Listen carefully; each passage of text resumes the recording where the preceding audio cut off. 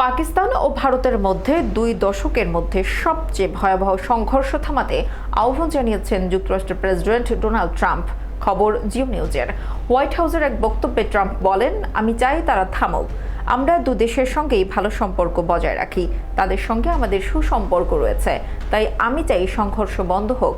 আর যদি আমি কোনোভাবে সাহায্য করতে পারি তাহলে আমি অবশ্যই সেখানে থাকব।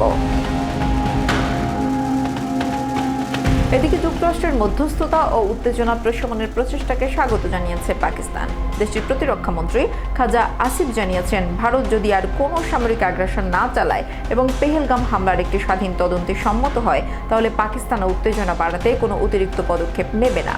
মার্কিন গণমাধ্যমকে দেওয়া এক সাক্ষাৎকারে খাজা আসিফ বলেন, পাকিস্তান চায় শান্তিপূর্ণ পরিবেশ এবং মার্কিন যুক্তরাষ্ট্র যদি এই অঞ্চলে শান্তি প্রতিষ্ঠায় সহায়তা করে তাহলে আমরা তা স্বাগত জানাবো।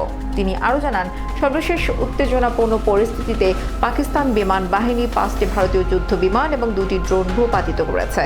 পাকিস্তান বরাবরই ভারতের পেহেলগামে সাম্প্রতিক হামলাকে কেন্দ্র করে চালানো আগ্রাসনকে অযৌক্তিক এবং উস্কানিমূলক বলে দাবি করে আসছে।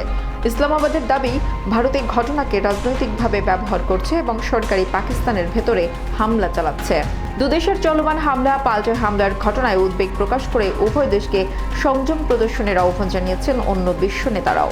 সামাজিক যোগাযোগ মাধ্যম এক্সে এক পোস্টে মার্কিন পররাষ্ট্রমন্ত্রী মার্কো রুবিও বলেছেন, তিনি ভারত ও পাকিস্তানের মধ্যকার পরিস্থিতি নিবিড়ভাবে পর্যবেক্ষণ করছেন।